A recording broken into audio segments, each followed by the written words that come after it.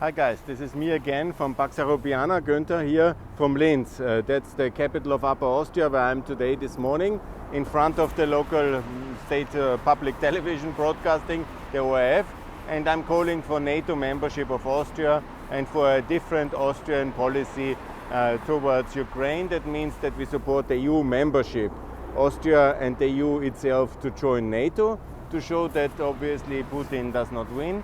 But additionally, we should make it very clear here from the so-called Europaplatz, that we in Austria, we are not afraid of the Russian tanks. They are far away, thanks to the Eastern European countries which are in NATO and thanks to America. And we then can say very openly that we are ready for NATO. Putin hardly can attack us, I guess not, and he can also not attack Ukraine for joining the European Union. And that's the peace compromise and the consequence of this Russian blackmail.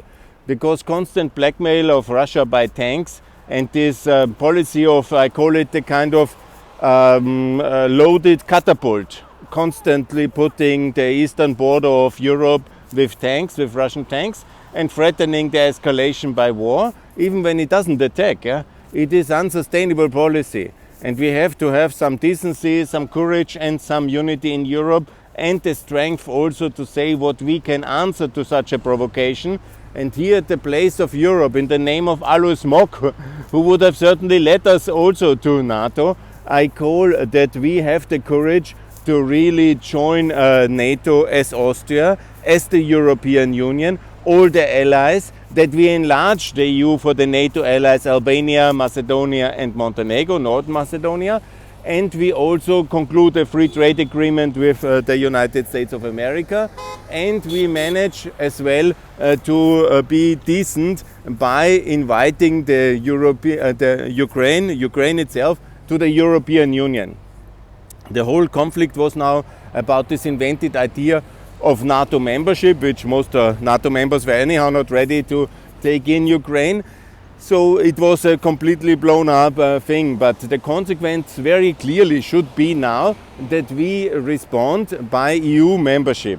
And Christoph Leitl has to resign. I want to call him to resign, and all these neutralists who only offer Ukraine neutrality without NATO membership, what they had already in 2014. It's very outrageous of him to do that yesterday in Austrian state television, and that's why I'm also here in front of one of the stations. I'm now in Linz for other things.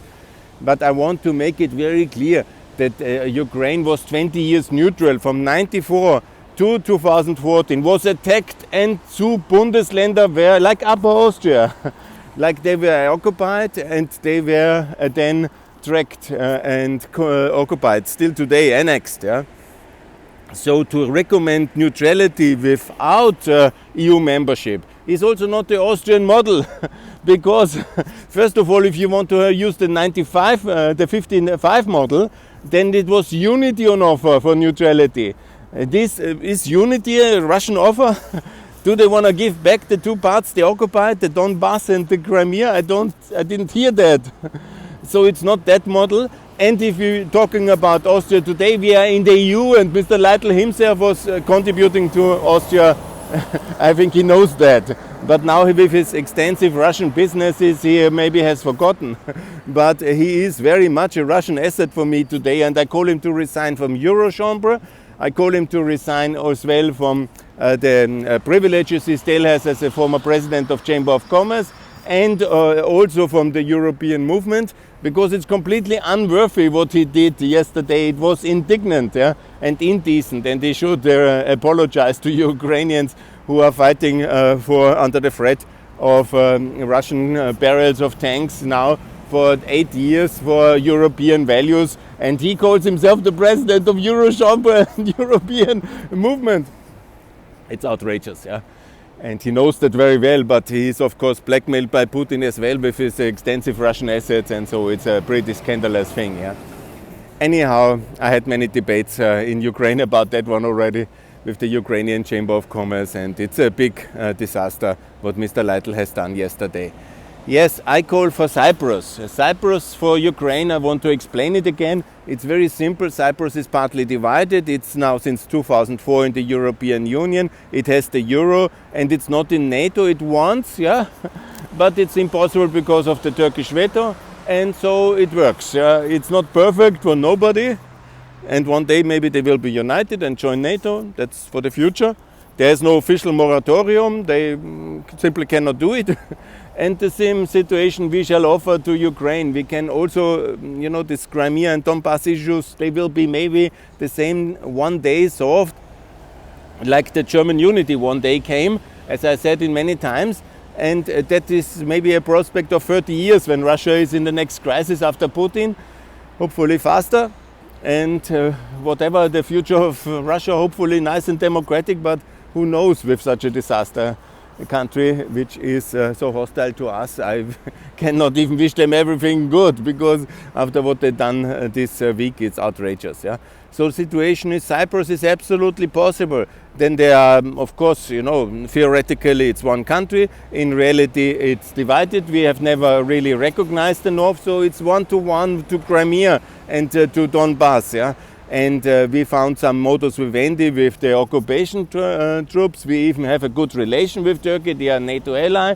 So it was all possible. And the North is also now developing much better in Cyprus, even when it's still not recognized. It will never be recognized, just to make it clear. But there's also tourism development, and there's also some normal decency up there in the north of Cyprus. And that could be also the future of Crimea and of Donbass. And most importantly, because I do care, we can do less for these regions. They are under Russian control, effectively since 2014.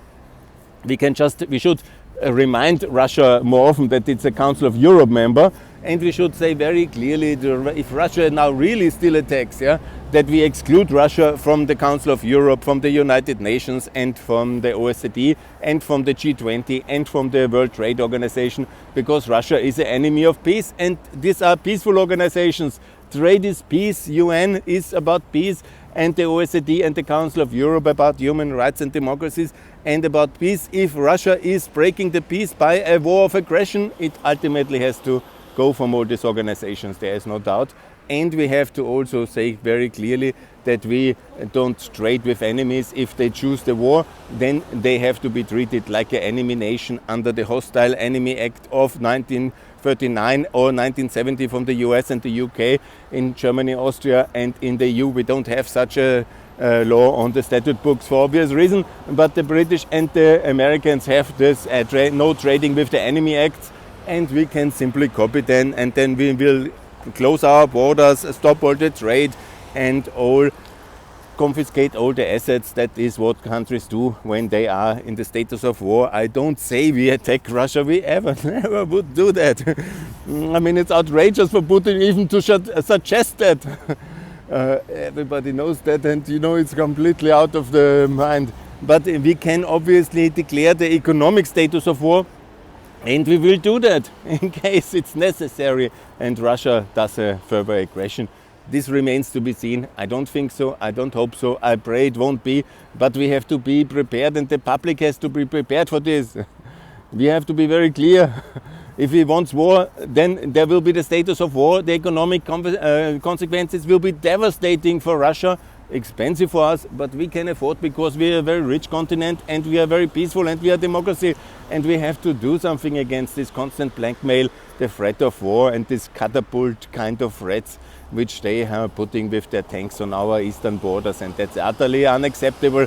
And who is now calling for the neutrality of Ukraine without any form of EU membership perspective is an enemy of Europe and an enemy of freedom. And I'm shocked by all these Austrian neutralists and pro-Russian payroll guys from Schüssel and Schröder in Germany are the most famous, but there are many of them.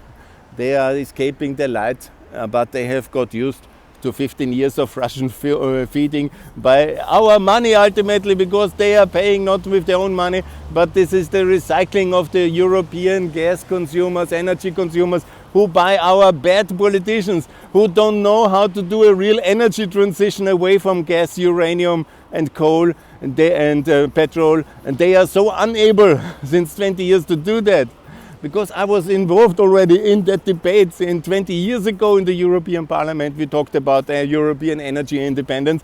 Our Russian payroll guys, they have been unable claiming they are so important, is the climate change for them, that 20 years they fail, 22 years they fail now to really perform any decent one. And the most important geostrategic point is, of course, European energy independence from Russian carbon, from Russian uranium, from Russian coal, from Russian petrol, because there comes the blackmail power, which is every single tank there at the eastern border is funded by Russian money, which comes from Europe, which is from our energy consumers, because our politicians fail to make a real energy transition. Shame them! Yes, that's so much for them. The European Square here from Linz. I have to head on. I will keep you posted more here from the European Square. Let me just close from Linz. Let me just close that I call for Linz to be NATO. I call for a NATO square in Linz. And I call for Ukraine to be a member of the European Union, and Austria and the EU to join NATO, and Albania, North Macedonia, Montenegro to join the EU, and the EU perspective for Georgia, Moldova and Ukraine. That is what is decent against the blackmail policy of Putin. Thanks a lot. More to come. Bye.